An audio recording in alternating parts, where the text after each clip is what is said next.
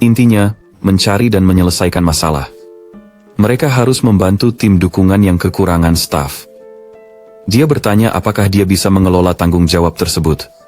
Dia bisa memahami dungeon rendah, tetapi sulit untuk memecahkan masalah di dungeon tinggi. Yuna meminta agar dia tidak khawatir dan mereka akan mempertimbangkan level MC. Dia menjawab bahwa dia paham, dan Yuna menambahkan bahwa sebagai bosnya, jika ada kesulitan, dia harus segera memberitahu. Hyunsun bertanya apakah dia bisa membahas masalah yang ada sebelum menandatangani kontrak. Pemimpin setuju, dan protagonis menyadari bahwa informasi tentang batu yang dia peroleh dan jual sampai ke Guild Saiwu.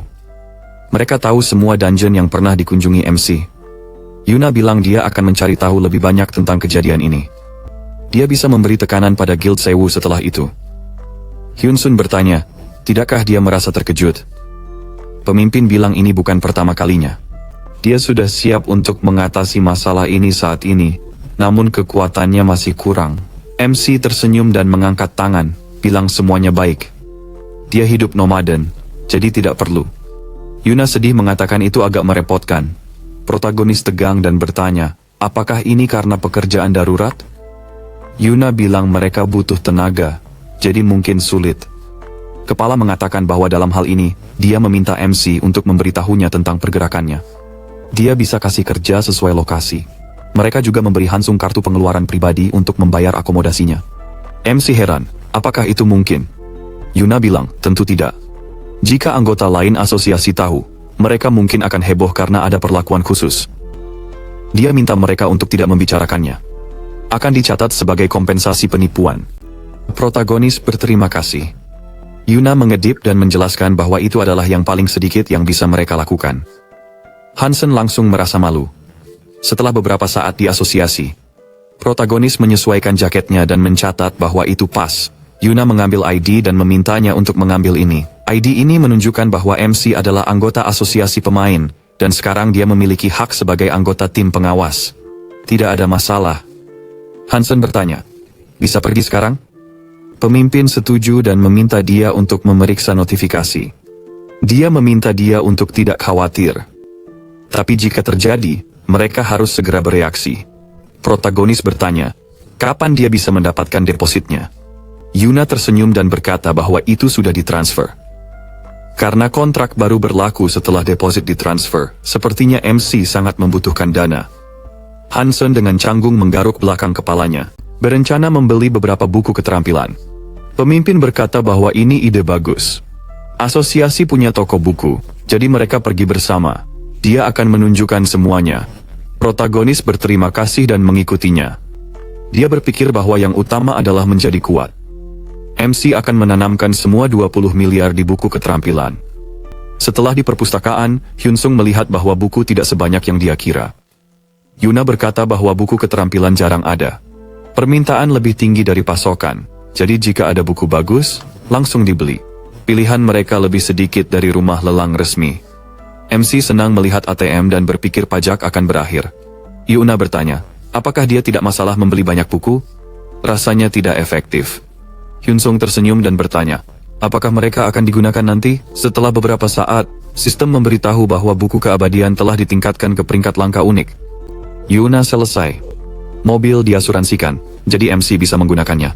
Hyunsun di dalam mobil mengucapkan selamat tinggal dan kepala berharap perjalanan yang baik. Setelah beberapa waktu, di kantor Presiden Asosiasi Pemain Korea, Direktur Asosiasi Pemain Korea, Kan Sanyong, menggaruk dagunya dan berkomentar bahwa 2 tahun adalah waktu yang terlalu singkat. Tidak peduli bagaimana dia melihatnya. Yona tanya, apakah direktur kesal karena tidak bisa tanda tangan kontrak seumur hidup? Sanyong, Direktur Asosiasi Pemain Korea, menjawab bahwa dia memang merasa kesal. Harusnya mereka lakukan. Yuna bilang direktur lebih mikirin uang. Dia bilang, tidak. Mereka memperbaiki kondisi. Yuna berpikir, apakah mereka akan memaksanya bekerja dengan gaji rendah? Dia bilang sudah seperti itu dari awal. Sanyong kaget, Yuna bilang kalau dia tidak bersikeras, mereka tidak akan kasih kondisi lebih baik. Yuna seharusnya mengubah masa kontrak dari awal, sama seperti protagonis. Sutradara kesal bilang tidak perlu membandingkan MC dengan dirinya. Situasinya baru bagi asosiasi. Tanpa Yuna, mereka tidak akan tahu tentang keahlian itu. Dia bilang dia harus diperlakukan lebih baik. Sanyong bilang mereka sudah. Mereka memberi banyak konsesi untuk kontrak Hinsung, sesuai keinginannya. Tanpa campur tangan Yuna, mereka hanya akan memberi kontrak seumur hidup dengan deposit 100 miliar won. Yuna bilang, jika tidak, informasi tentangnya akan bocor. Asosiasi asing akan mengambil protagonis. Sutradara bingung, dia mengancamnya dengan memberi informasi ke asosiasi asing. Yuna tanya, kapan? Dia bilang, ada kemungkinan tinggi. Sanyung berteriak, dia pikir ini hari pertama? Yuna tersenyum dan bilang, jika dia tahu dia harus mengerti pikirannya. Sutradara tidak setuju. Yuna minta dia tidak berpura-pura tidak mengerti. Dia ingin ubah kontrak jadi 2 tahun. Sanyong bilang itu tidak mungkin. Jika Yuna tidak menolak, mereka pasti akan menandatangani kontrak seumur hidup dengan protagonis. Yuna bilang dia aneh. Sutradara marah. Dia bertanya, apa Yuna pikir ini untuk dirinya? Ini untuk negara. Tidak ada yang buruk jika MC menandatangani kontrak seumur hidup. Yuna bilang lebih baik Hansung tidak menandatanganinya. Sanyong lelah meletakkan tangannya di kepala dan menjelaskan untuk apa semua ini. Yuna bilang jika dia tidak suka, sutradara harus batalkan kontrak. Dia tidak setuju dengan tenang. Yuna mengklik lidah dan pergi. Sanyong bertanya, dia mau kemana? Dia jawab, mau kerja. Ponsel menunjukkan transfer 1 miliar won ke ibunya sudah selesai. Protagonis melihat ponsel dan bilang ini cukup untuk biaya rumah sakit ayahnya selama 10 tahun dan untuk hidup. Dia beli 1 buku agar tidak mencurigakan. Dia perlu meningkatkan keabadian. MC akan melihat berapa buku yang perlu dibeli. Hyun Sang duduk di meja dan menunjuk ke jendela sistem, mengatakan dia harus membelinya. Jendela sistem memberitahu bahwa ini adalah pemulihan alam, langka. Buku pasif ini mempercepat penyembuhan. Tawaran saat ini mencapai 135 juta won. Waktu yang tersisa adalah 4 jam 13 menit 8 detik. Protagonis mencatatnya.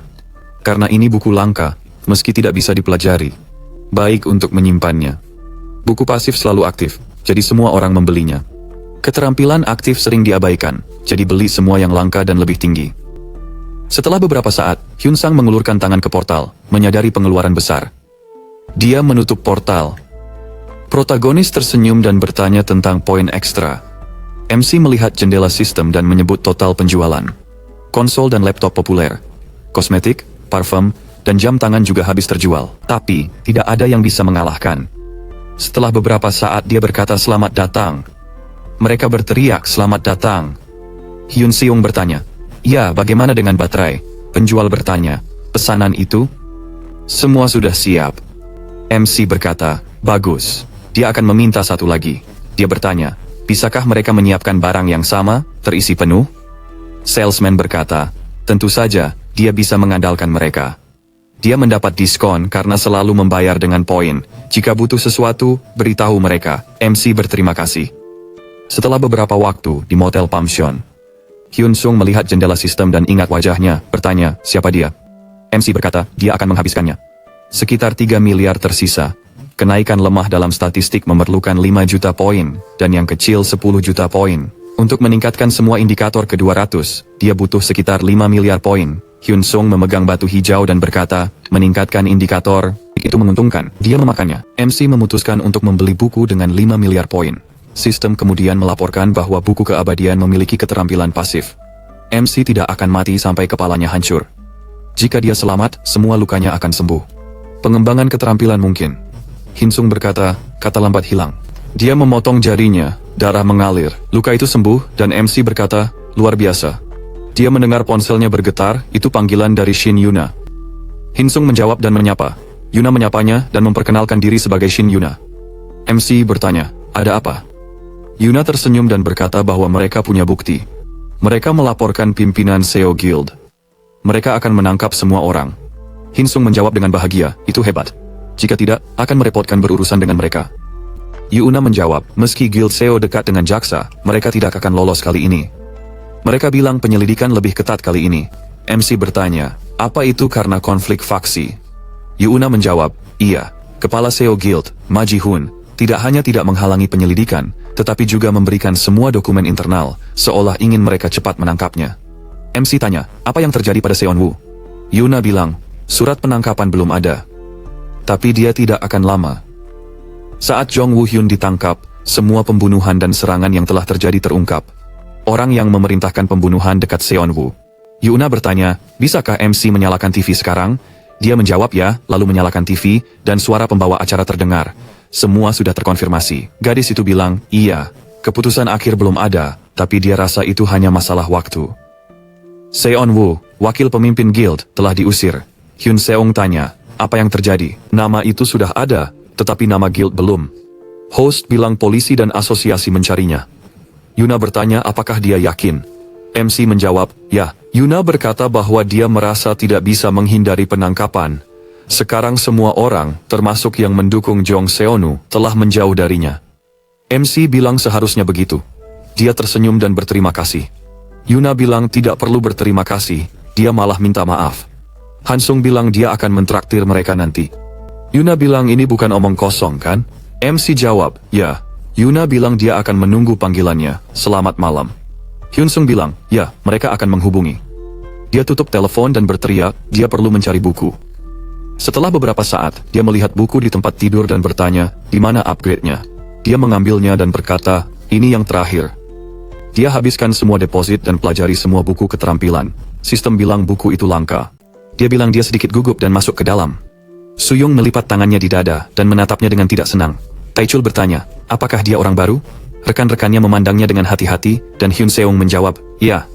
Pria itu melihatnya dengan tidak percaya dan Taechul bertanya, apakah dia mulai hari ini? MC tersenyum dan menjawab, ya, ini adalah pertama kalinya. Taechul bilang dia sudah meminta banyak kali untuk orang baru, dan mereka benar-benar mengirimnya. Dia tertawa dan mengulurkan tangan, berkata senang bertemu, dia adalah Taechul.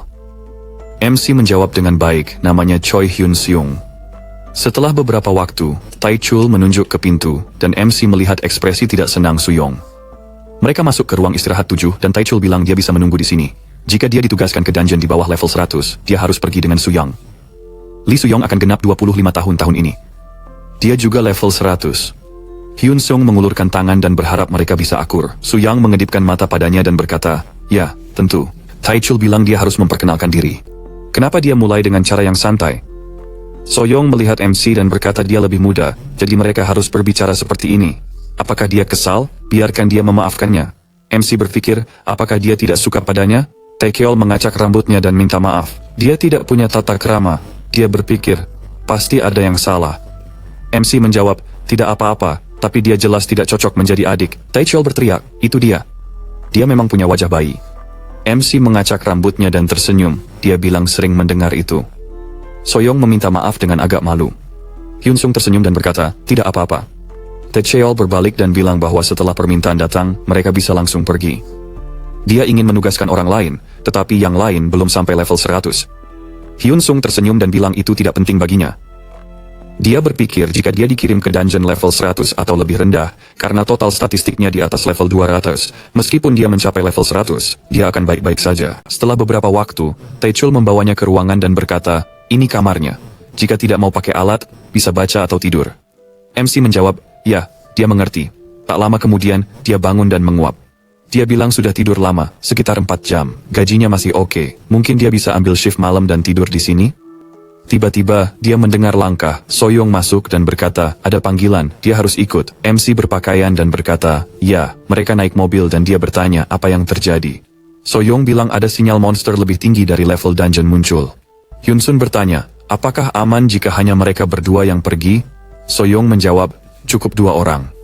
Werewolf level 70 atau 80 muncul di dungeon level 60. Belum ada korban.